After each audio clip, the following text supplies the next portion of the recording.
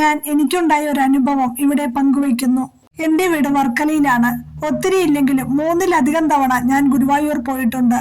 എന്റെ വീട്ടിൽ എല്ലാവരും ഗുരുവായൂരപ്പന്റെ ഭക്തരാണ്. കണ്ണന്റെ സാന്നിധ്യം വ്യക്തമായ ചില അനുഭവങ്ങൾ ഞങ്ങൾക്കുണ്ടായിട്ടുണ്ട്. അതിൽ ഏറ്റവും മനസ്സിൽ തട്ടിയ ഒന്നാണിത്.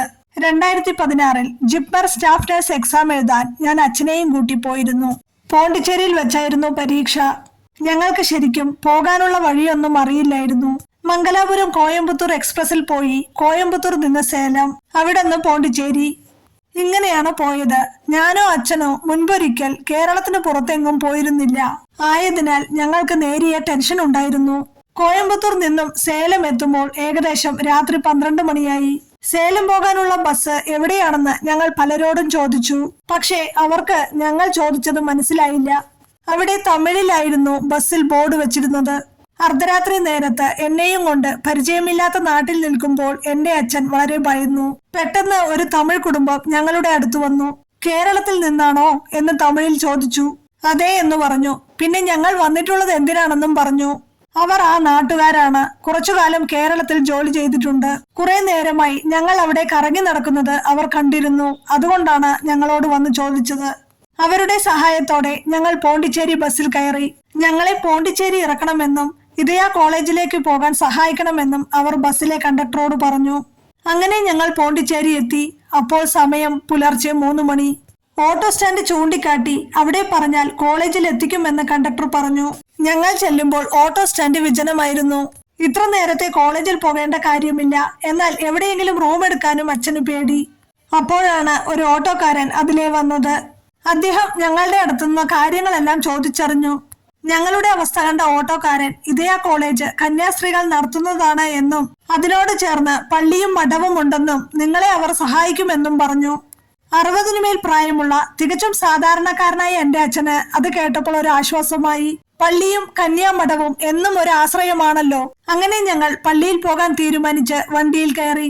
വണ്ടി ഓടിത്തുടങ്ങി. പോകുന്ന വഴിയൊക്കെ വിജനമായിരുന്നു. വണ്ടി ഇതയ കോളേജിന് മുൻപിൽ നിർത്തി.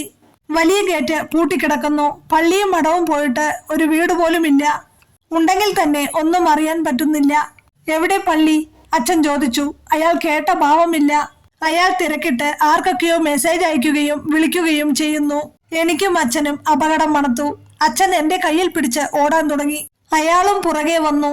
അന്നേരം ഞങ്ങൾ രണ്ടുപേരും ഗുരുവായൂരപ്പ കാത്തോളണേന്ന് മനസ്സ് നൊന്തു കരഞ്ഞു. ഈ സമയം ഒരാൾ ബൈക്കിൽ അതുവഴി വന്നു. അച്ഛൻ എന്നെയും കൊണ്ട് ഓടി ബൈക്കിന് മുന്നിൽ ചെന്നു. അയാൾ വണ്ടി നിർത്തി. സാർ, ഞാനും എന്റെ മകളും ഇവളുടെ ഒരു പരീക്ഷ എഴുതാൻ വന്നതാണ്. ആ ഓട്ടോക്കാരൻ നുണ പറഞ്ഞ് ഞങ്ങളെ ഇവിടെ കൊണ്ടുവന്നു. എന്റെ മകളെ മോശമായി നോക്കുകയും അവളെപ്പറ്റി മോശമായി അഭിസംബോധന ചെയ്തുകൊണ്ട് ഫോണിൽ ആരെയൊക്കെയോ വിളിച്ചിരുന്നു. അയാൾ ഞങ്ങളുടെ പുറകെയുണ്ട്. ഇത് കേട്ട് അദ്ദേഹം ബൈക്കിൽ നിന്നും ഇറങ്ങി. ഞങ്ങൾ ബൈക്കുകാരനോട് സംസാരിക്കുന്നത് കണ്ട് ഓട്ടോക്കാരൻ വേഗം തടിതപ്പി. പ്രസ്തുത ബൈക്കുകാരൻ ഞങ്ങളെ അദ്ദേഹത്തിന്റെ വീട്ടിൽ കൊണ്ടുപോയി. അവിടെ അവരുടെ അമ്മ, ഭാര്യ, 2 ചെറിയ മക്കൾ എന്നിവർ ഉണ്ടായിരുന്നു. വളരെ നല്ല സ്വീകരണമായിരുന്നു. ഞങ്ങൾക്ക് കിടക്കാൻ ഏറ്റവും നല്ല മുറിയും ആ നേരത്ത് ഭക്ഷണവും ഉണ്ടാക്കി തന്നു. രാവിലെ കുളിച്ചു വരുമ്പോൾ അദ്ദേഹത്തിന്റെ ഭാര്യ ഞങ്ങൾക്ക് കോഫി തന്നു. അപ്പോൾ ഞാൻ വെറുതെ വിശേഷം തിരക്കി. അവരുടെ വാക്കുകളിൽ അവരുടെ ഭർത്താവ് ഒരു കമ്പനിയിൽ ജോലി ചെയ്യുകയാണ് എന്നും ഇന്നലെ നൈറ്റ് ഡ്യൂട്ടി ആയിരുന്നു എന്നും മനസ്സിലായി. പക്ഷേ സാധാരണ നൈറ്റ് ഡ്യൂട്ടി ഉള്ളപ്പോൾ അദ്ദേഹം ഫ്രീ ആകുമ്പോൾ വരാറില്ല. ഇന്നലെ ഡ്യൂട്ടിക്ക് പോകാൻ നേരം ഇളയ കുഞ്ഞ് ഒന്ന് വീണു. കുഴപ്പമില്ല. എന്നാലും പുലർച്ചെ കുഞ്ഞിനെ സ്വപ്നം കണ്ടു. അപ്പോൾ കാണണമെന്ന് തോന്നി. അതാണ് ആ നേരത്ത് വന്നത്. അത് കേട്ടപ്പോൾ ഞാൻ അറിയാതെ കണ്ണന് നന്ദി പറഞ്ഞു പോയി. ആ നേരം അങ്ങനെ ഒരു സ്വപ്നം കാണിച്ച് അവരുടെ ഭർത്താവിനെ ഇങ്ങോട്ട് വരുത്തിയത് ഉണ്ണിക്കണ്ണനല്ലാതെ വേറെ ആരാണ്?